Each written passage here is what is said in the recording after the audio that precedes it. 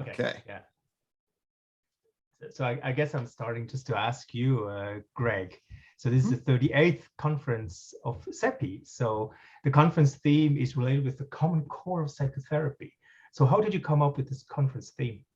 Yeah, thanks for that. And thanks for all your work, by the way, on the regulating the program in-person stuff, Ueli. So yeah, I mean, for me, I have a long history of sort of entering into the field of psychotherapy integration and trying to frame how we might bring a little bit more order to the system. And of course, the pioneers laid that out.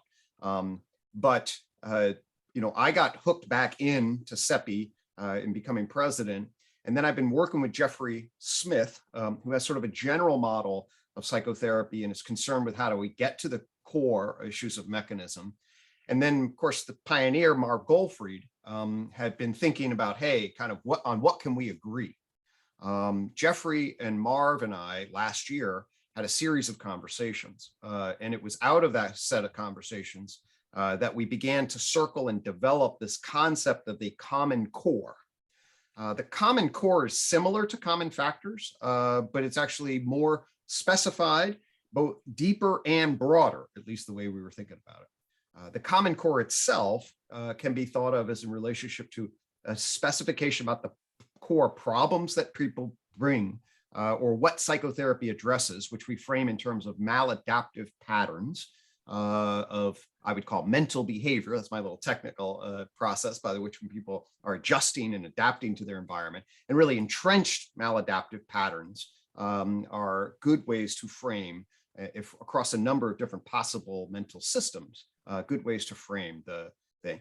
And then underneath that, well, what are the mechanisms that give rise to these entrenched maladaptive patterns? Neurobiological, learning, contextual mechanisms, large systems that would potentially contribute to setting up, facilitating bad mechanisms, and then what would also be the kinds of mechanisms that would reverse those kinds of processes.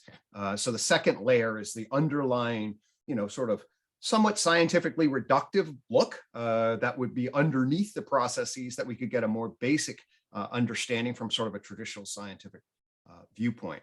And then from there kind of come up to a systems behavioral process view that thinks about, okay, when we place things in a dynamic active element, what are the unfoldings that give rise both to the problems on the one hand and to effective therapy? How do we understand the processes of change, say relative to the mechanisms of change? What facilitates the systemic unfolding?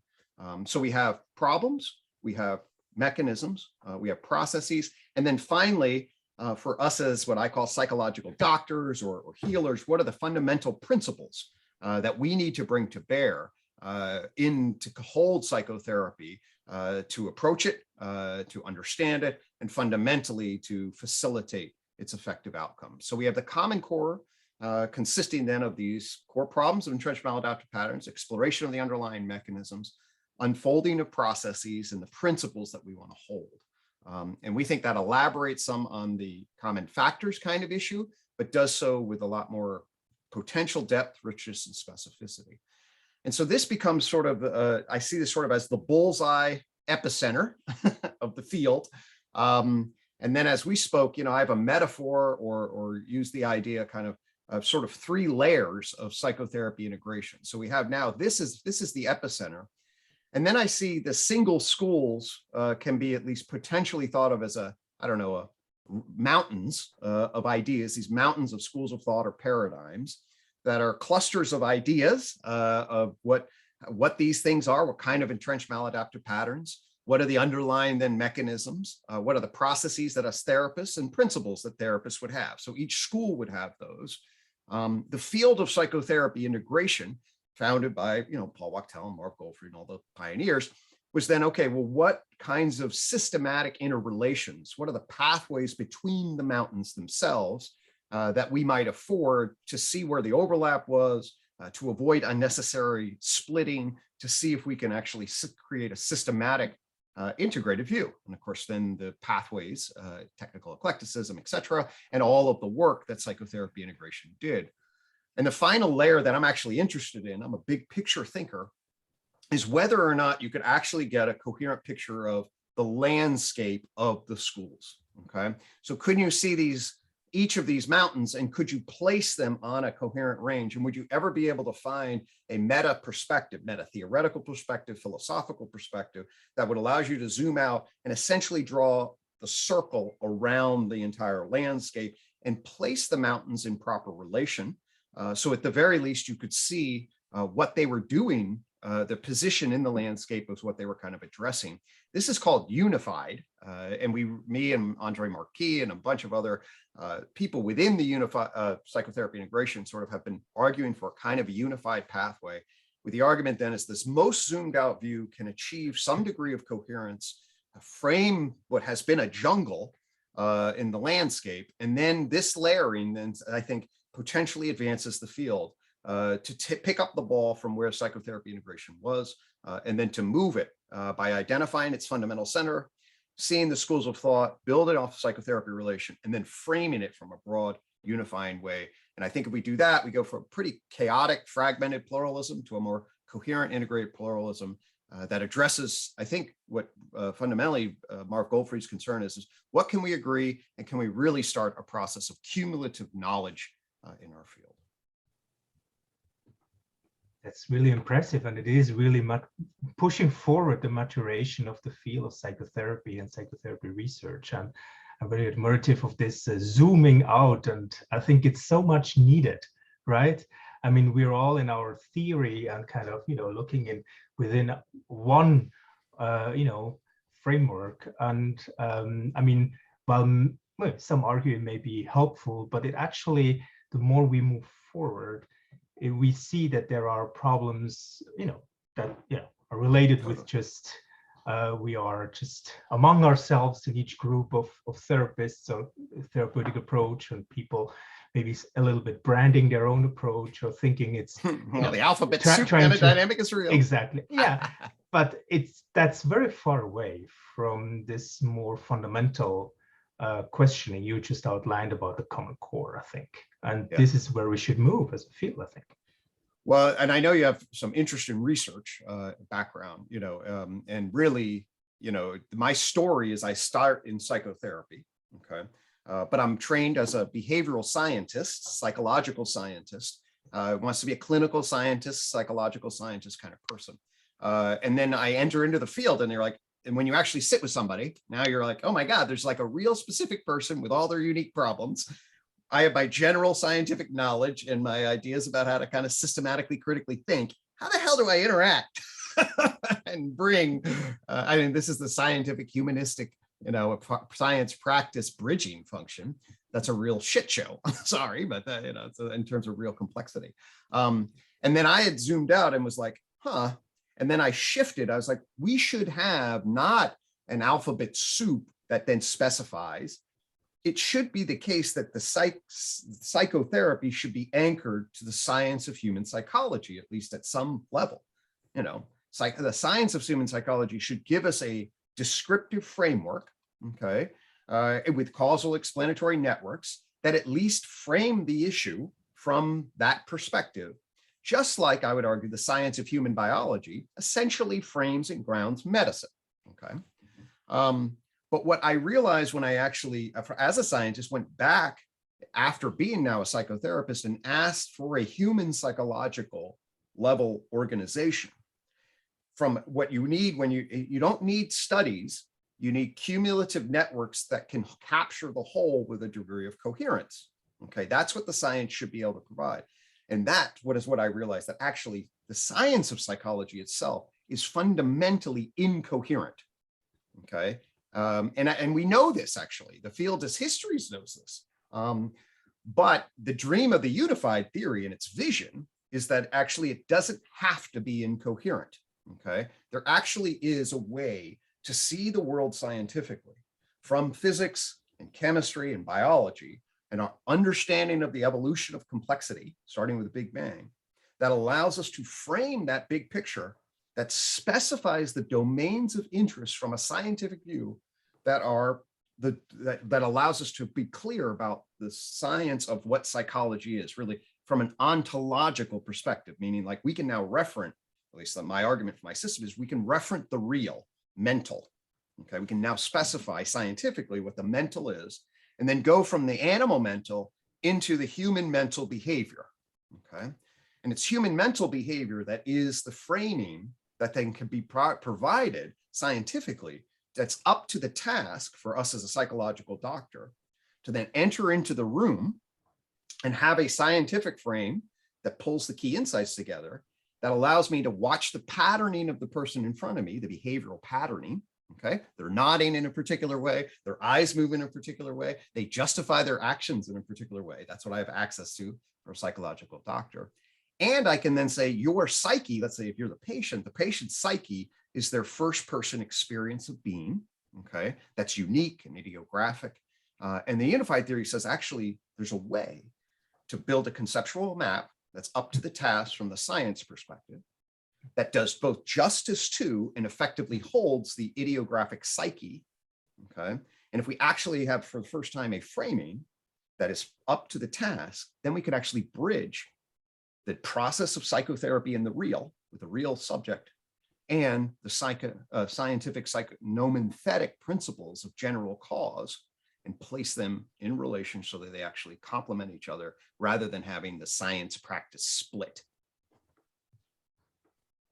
So I would be very interested to learn more about how exactly in your theory there's this translation from the idiographic to the nomethetic framework, or the other way around. I'm not sure that goes too far in our discussion, but I would really love to hear you more about this. Totally.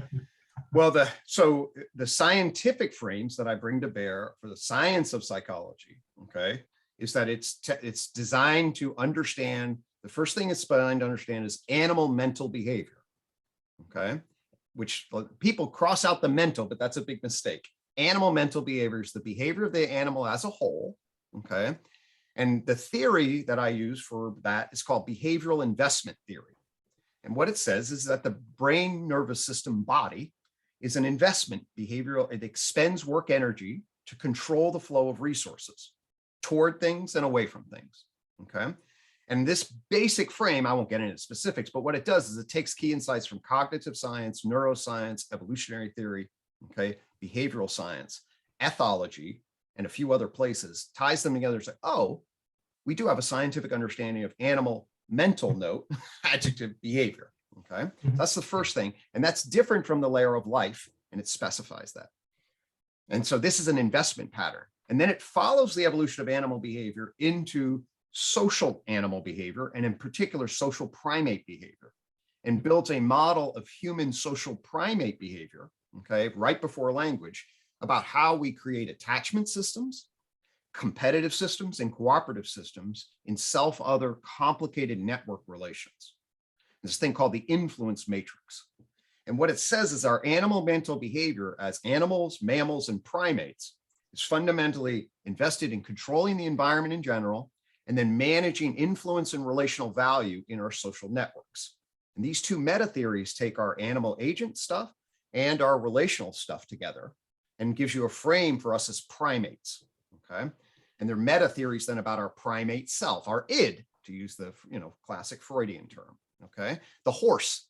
And then on top of that is a rider, okay? A justifier. I have a frame called justification systems theory that explains how we went from primates to cultured persons by the process by which we build propositional networks that legitimize is and ought inside of us, and as collectively justification systems, they legitimize is and ought, okay, propositionally. And that, by the way, is what turned us from primates into persons, all right?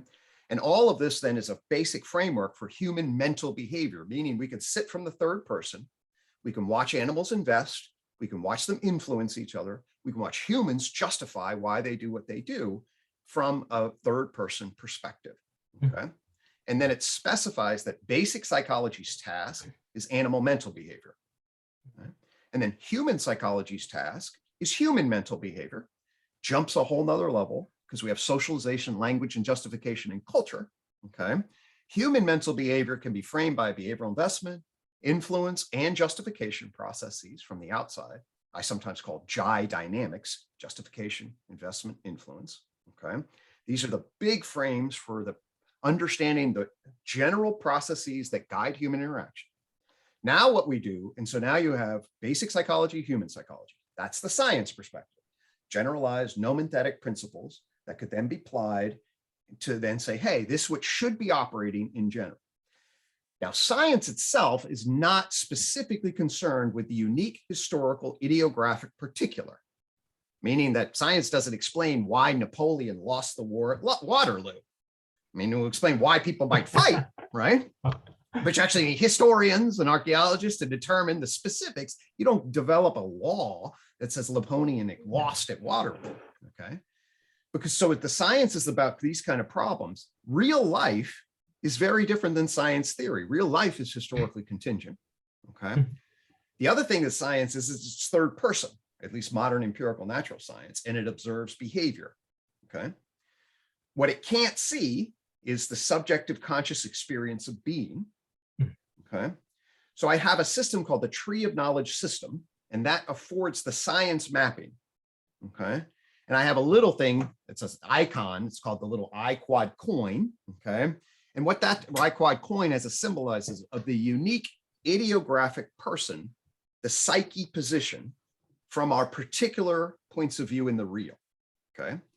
And what I would argue is the psychotherapist, all right, if a patient comes to see me, I bring my frames of general human mental behavior, and they bring their psyche. Okay. And then I listen, hey, so what brings you in today? They justify their presenting problem. I watch the way they invest in influence with me, and then I empathize with their unique particular psyche. Okay. Which is their first person experience of being. And then together you can argue we create a unique intersubjective crucible, a participatory relation of my psyche and their psyche. And then we would want to understand from general principle perspectives and the unique kinds of patternings of relation about what are the identified problems that you could focus on, what would be the kinds of mechanisms that got them there, and what would be the potential mechanisms that you could then elicit processes that would afford adaptive outcomes, and then tie those to particular types of principles that we could then share. So we'd have an evidence-based theoretical empirical frame for the principles and processes to address problems and cultivate mechanisms that are consistently oriented to positive outcome.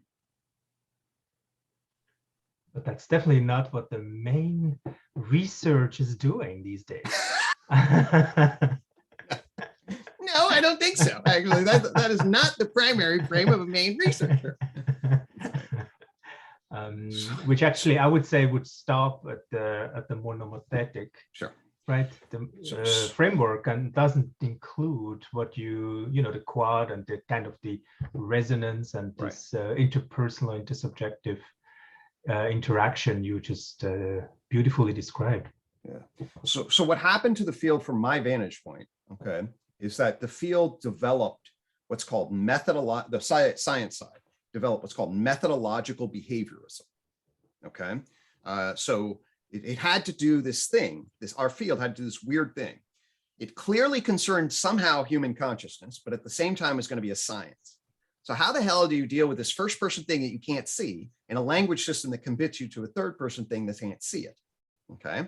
So then it was like, all right, it's sort of about psyche, but then psyche threw itself away. And then we turned it into mind and behavior from various levels.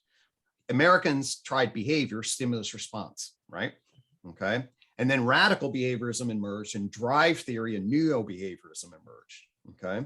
And then radical behaviorism in America, it's different. But anyway, this is our cultural lines. Skinnerian radical behaviorism takes off, and it's this instrumental epistemological view, meaning that it's like Skinner's just going to say, well, we'll manipulate the environment and just simply measure what it calls. And the task of the scientist is to control the unfolding of behavior, whatever that is, the function of the operant.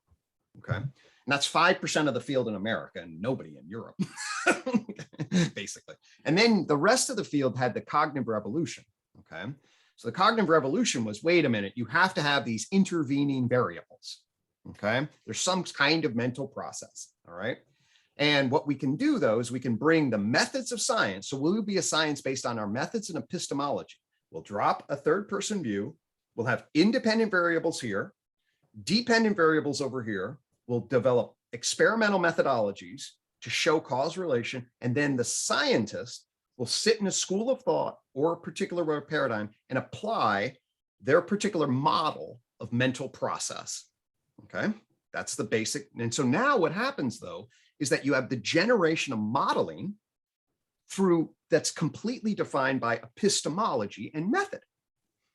Okay, so now everyone's, oh, I'm going to check this variable. Hey, does self-disclosure help therapeutic process? So I'm going to now have a measurement of self-disclosure, and then I'm going to see first if it's correlated, and then when does it happen, and now and the self-disclosure seems to be positive related error unless it has these variables. Okay, so now self-disclosure is a variable. We'll try to measure it. We'll see it as an independent. We'll try these other things and connect. And that's how they're doing all of the variables. Okay. But what happens is you then get a library of different methods. Okay. And then the question is, if we zoom back and ask, how do these various methods ingrained findings of these mid-level models interrelate to create a cumulative whole that can then tell me who that real person is in the real? The answer is we don't. It's dead. It's dead in the water. Okay. So my argument is that methodological behaviorism is enormously limited in giving us cumulative knowledge that's up to the task. Okay. I'm a mental behaviorist. Okay. A mental behaviorist, as I'm writing my current book, specifies the ontology. That's what I just went through, the referent, and gives you a metaphysics, which psychologists, oh my God, is actually just means it's the terms that you use and the concepts and categories to specify an ontology, the thing in the world that you're interested in. And the unified theory brings a meta theory, which means it's the big, broad picture that ties the theories together, makes them sing, and then applies it to the ontology. Okay. So a mental behaviorist is like, no, actually, we need an ontological approach to the mental, not an epistemological approach that's scientific. If you can get an ontological approach, now I have a framework that's up to the task, holistic framework that's up to the task, that can specify the real here and now dynamics in the ideographic real. And if I then add my little variable called the psyche, that I will then drop from this unique particular person's perspective, and I have the nomethetic behavioral frame, I have an ontology that captures the general nomethetic placed in proper relationship to the ideographic real. Well, what I'm wondering, I mean, I can see this, and I think it has really great potential for research, right? And also for qualitative research, right? Or combining maybe qualitative and quantitative, what we call in these maybe old-fashioned categories a little bit. But is there any like change in you would anticipate using the unified theory in clinical practice? Do therapists, let's say all therapists or many therapists are informed about this framework? You know, I like this idea, of course, as a Swiss person, about the range of mountains. It's different than just being on the top of one mountain, but actually you take almost a helicopter. You actually see the full range, and you see the common core somewhere, you know, in the middle of it, and just making it together, right? So how would you anticipate, would this change anything in the practice of psychotherapy? Oh, I think it would. You know, that's a really great question. I certainly devoted my life to what it means for me. Yes. It's been a real, and I think I'm coming back to how to do it in a way that I can explain it to people. Okay, so in order to generate this, I dived really deep into theory, philosophy, and built this kind of cathedral, okay, of understanding, actually turned it into a cartoon representation. I'm a weird theorist, you know, and then to try to get people to explain this multi-layered, very deep, rich thing that actually has, and then get them in resonance with one another. I found that to be very difficult. I think I'm getting better at what the understanding is so that I can do that and have the generative mechanism, okay? But I would basically say this, okay? What the difference between a chaotic, fragmented, pre-paradigmatic set of understanding versus a coherent, integrated set of understanding is simply qualitatively different, okay? It's like you look at that Dalmatian picture, you know, I don't know if you know, there's an illusion where it's a bunch of black and white dots, okay? And you look at that and you're like, what is that? And it's like a bunch of black and white dots, okay? To me, the current field of psychotherapy is a bunch of black and white dots currently arranged.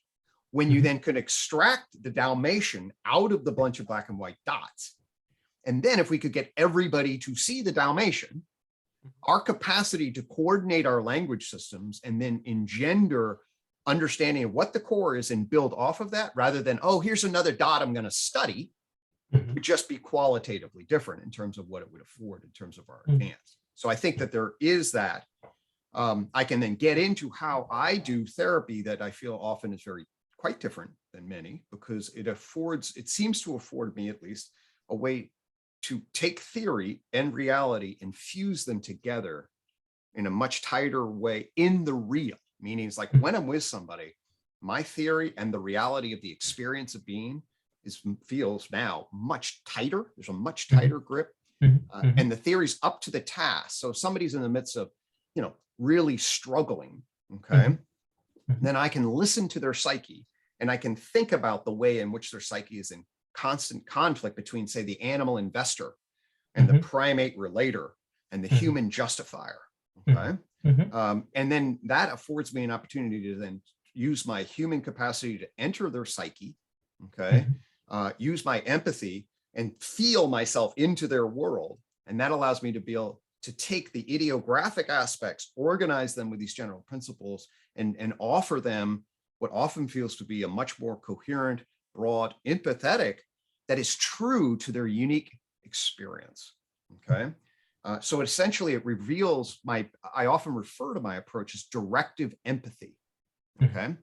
So of course we have the humanistic approach, which Rogerian in particular, which is ground. I argue that the core of fundamentally good therapy starts with Rogers. Okay. And the reason is because what Rogers saw is the stack of the self in a particular way, where at the foundational core is the organismic valuing process into essentially an ego, a justifying thing that then has to navigate the social environment. Okay. And he saw that the development of that could be stunted and pulled away because judgmental others create uncertainty, which then create a need to show false self, etc., that alienates oneself from the organismic valuing process. Okay. And then Rogers, of course, then wanted to create an unconditional positive regard relationship that had accurate empathy, that could then basically mirror the underlying organismic valuing process and create the capacity to find the actualization. Okay. Which I totally agree with. What I think Rogers overshot on was the idea that the exterior mirror simply had to be toward the empathy and couldn't also bring an adequate and accurate conceptual system to the ego that could then shine a light on the organismic valuing process and afford its capacity to clarify it. Okay. So directive empathy then emerges, where I can bring my scientific mapping and afford them that conceptual system, train them sort of on it, show through interpretation how, and then they can bring their interpretive ego, as it affords the capacity to internalize this, shine it on their experiential psyche in a particular way, and then utilize that to guide the transformation, to see what the maladaptive processes are with a lot more conceptual specificity, even as you're mirroring and holding and attending. And then what you can get is you can get the affective charges and the signals that are going in an attachment relational context that then affords the narrative to be aware and attuned of what's going on, cultivate a place where you can metabolize that emotion, and then transform it towards adaptive outcomes in the short and long term. And if you do that, I think that's an actual way to really describe both the learning emotional mechanisms, the relational context in relation, and the kinds of principles and processes that are reliably associated with adaptive change. Well, that's a very nice description, I think, of where we as psychotherapy researchers should look more, I think, right? I mean, that's why I like reading your work, looking at it and really learning from what are, mechanisms, you said processes, or, that are actually embedded in potential adaptive behavior, right? What are the bits and pieces that Totally. From a theoretical viewpoint would be the most, interesting to study in a psychotherapy process. I am actually not one of these who would just confirm my theory I'm having in my head, because everyone, as a researcher, we have a theory, but we want to maybe, look as in particular SEPI Totally. member, we want to look broader, Totally. take a broader perspective and seek really this holy grail of general mechanism, right? Right. That are at play in multiple psychotherapies and not just in one. Totally. Right. And Exactly. I mean, I heard one of them, which is, change in emotional activation, emotional processing, which is something I work a bit on. And I actually think this is completely consistent with, I mean, I see some consistency with what you just said. Yeah. Yeah, no, that's exactly. And the goal, right. The goal for me is then to get zoom back and then find the general processes, mechanisms and languages and stuff like that. And then understand that we all share organization around the general, and then build cumulative, and then have disagreements about, oh, well, once we build on this, then you can bring the experimental methodology. I mean, I got built in this. I'm still an unbelievable advocate of science and want to be that. I just realized that actually science needs both epistemology and method and ontology, meaning it needs its referent and a cumulative referent. But so here's what the unified theory then zooms out and says, for example, is that there's an entire class that represents a big chunk of psychotherapy called the internalizing neurotic conditions. Okay. And this overlaps a lot with Barlow's unified approach in some ways. And it says that, remember those entrenched maladaptive patterns, it says that there's actually a triple negative neurotic looping. I call them triple negative neurotic loops that happen as follows. There's a negative situation. So the person's trying to get their goals done. Boom, something in the environment happens. Okay. It triggers a negative affective primary process response. Okay. Then that triggers a secondary thought response, okay, that doesn't effectively hold the negative affect, negative situation, but instead rejects it, manipulates it, controls it, misinterprets it, etc. And the process by which it then misinterprets the negative feelings and then causes a particular adjustment reaction that then creates a maladaptive triple negative feedback loop. Okay. So for example, if you're socially anxious, okay, and somebody criticizes you and you're like, oh gosh, and you feel a little anger that somebody criticized you, and then you feel overwhelmed by the anger, and then you get pissed at yourself for feeling overwhelmed by the anger and wonder why you're so sensitive. And then you run home and you hide and you ruminate about why you're both angry and why you can't handle it and why you have bad things and why are you so sensitive. Okay. Now, essentially what you've done, it's a very normative reaction to feel anxious and angry if somebody criticizes you. That's the negative situation, and you have a negative feeling. But unfortunately, the secondary affective feelings, the narrative, and the interpersonal responses for them, in this case, avoidance, all created a short-term adjustment that then basically baked in the vulnerability of the individual, their own sense of ineffectiveness, their own sense of weakness, their own sense of reactivity. Okay. So what would we want? We would want to first create awareness that this is a process. And then fundamentally, I often talk about the emotional sweet spot. Okay. So the emotional sweet spot is to create a psychic container so that when negative events happen and the negative system gets activated, okay, you go from trying to avoid and control, which many people do, and then they break up. Okay. So they defend, I can't flow into this. I want to do this is because I have a negative reaction. Then I'm going to avoid and control. And then it will build up and eventually the stimulus will break and then they get overloaded and flooded. Okay, so this is the normal stance of a rigid kind of neurotic triple negative looping.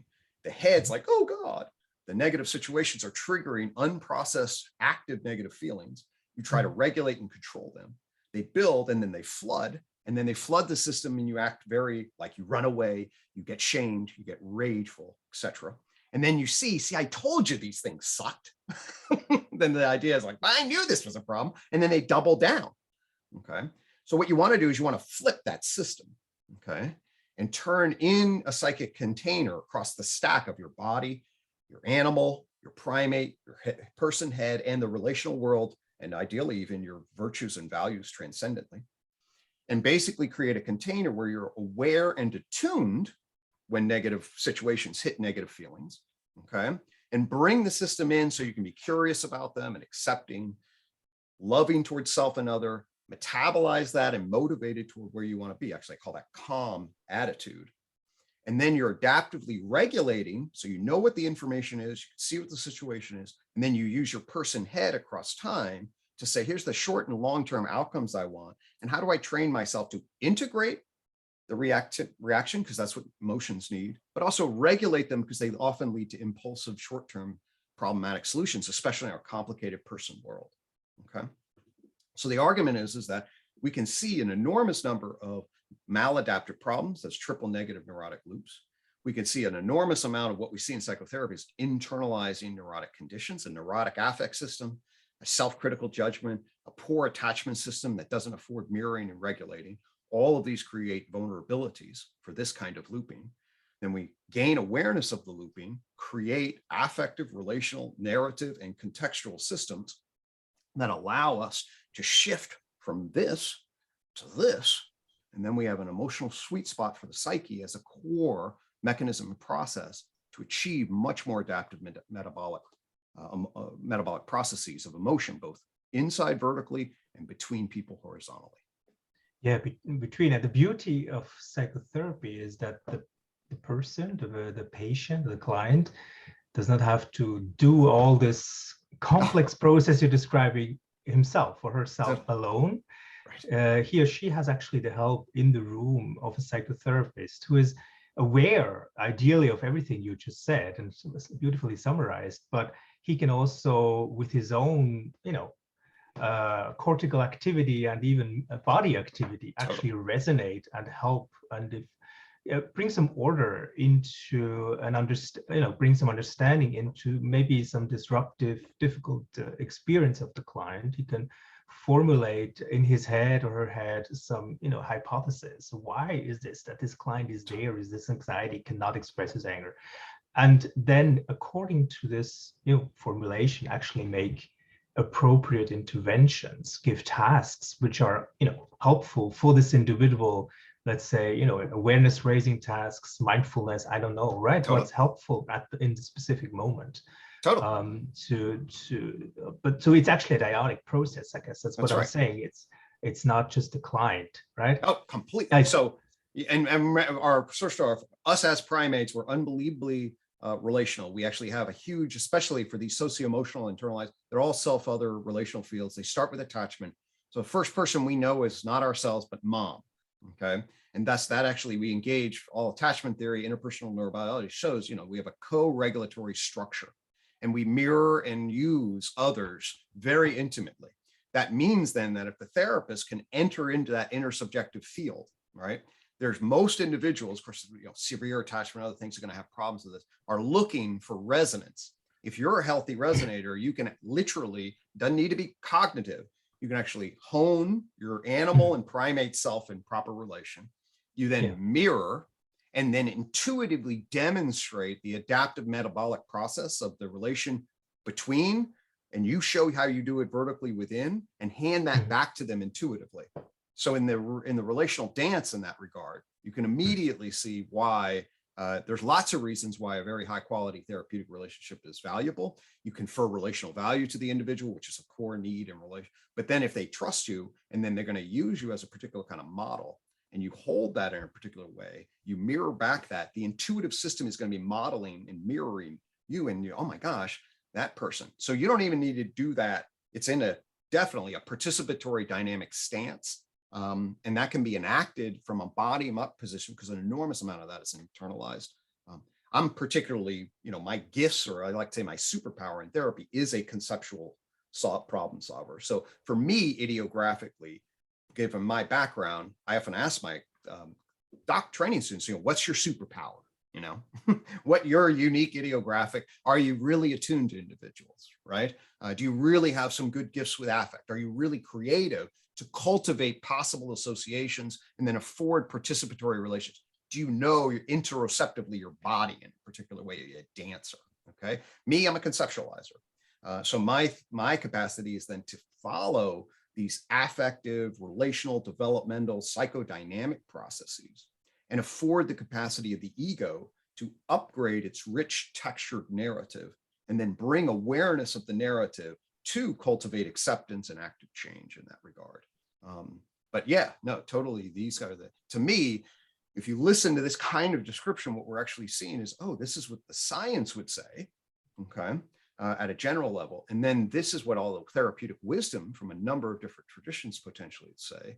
Very few would essentially disagree with this. They would just emphasize in different features. And if we can have that kind of thing, what would it be like if we shared a common core? One thing that's maybe a little bit missing, or it's just implied in what you just said, is the historic perspective, in the sense of where did this person learn about, anxiety, or about, negative affect or anger that needs to be suppressed, in which maybe, traumatic or difficult interaction situation from the past, this person has learned some type of template interaction that this type of emotion needs to be put aside, and only this type of emotion is actually valid or actually leading to some type of interaction that's productive. So, I mean, this is the learning process that learning limits developmental history. Yeah, that limits the person in some sense, but that's actually then the task of psychotherapy, to help update. Right. Well, obviously, we know huge family systems have rules, boundaries, underlying individual parents come with trauma systems, okay, that have blocked certain affects. You then can't enter into things. They do not have narrative in relationship to these kinds of issues. So these get picked up either directly or very often indirectly. So therapists do need to learn about, well, where did you learn this? It's not like, oh, I necessarily saw my dad yell at me this way. Actually, my dad was really kind. My mom was really kind. And then I was trying to be such a good girl that when I learned that everything, I was really anxious out here, I would criticize myself, run home, they would take care of me really nicely. And I have this really interesting thing where I hate myself, even though my parents love me so much. Well, there's dependency functions, and then anxiety, and then a self-critical thing that couldn't be held and undone. And then you got in a habit of ruminating. So there's lots of functional pathways where these kinds of processes can emerge, sometimes through direct modeling, sometimes through direct trauma, and sometimes through functional pathways that don't necessarily have immediate modeling that takes place. But if we understand the functional, associative, developmental, contextual pieces and understand how they interrelate, well, then we'll actually have therapists that actually can model and have available to them framings that are up to the task to find the ideographic story and have it afford making sense. And then the process I'll use really quickly as you just wrap up here, Marv Goldfried's thing is they're going to come in unconsciously incompetent, okay? Then we kind of cultivate an awareness of what's going on to create conscious incompetence, right? Then there's some training about how the feeling, the relationship, the thought process. And there's like, oh, now I can become consciously competent. And then ultimately they get self-efficacy, they start their learning, they find growth, and then they get unconscious competence, and voila, we get some maintenance and move the system. That's a wonderful learning process. One thing I'm looking forward to most every time I'm attending a CEPI conference is exactly what you said in the beginning, is sensation of zooming out and really get a sense of seeing my own perspective from a different viewpoint, or seeing other people, other colleagues actually referring to concepts I'm familiar with. So this is the type of interpersonal experience I very much appreciate, and I know I grow a lot as a clinician and as a researcher by attending CEPI conferences, definitely. I mean, if I have a home anywhere, it is in CEPI, and of all the conferences I've attended over the years, these are the most enriching because they speak to my heart across both psychotherapy, the basic ethos of learning from others from multiple perspectives, wondering about science, but not sort of submitting to it, and seeing what would be sort of the way we can come collectively together and learn and move maybe from this chaotic, fragmented, competitive pluralism into a coherent, integrated pluralism. And I hope that the field will continue in that regard. And maybe this conference will nudge it along. So wonderful. All right. Well, thank you so much. I really appreciate I appreciate again all your help. And I like that we're bringing this together, and we'll see what happens. Wonderful. Thanks. All right. Thank you so much.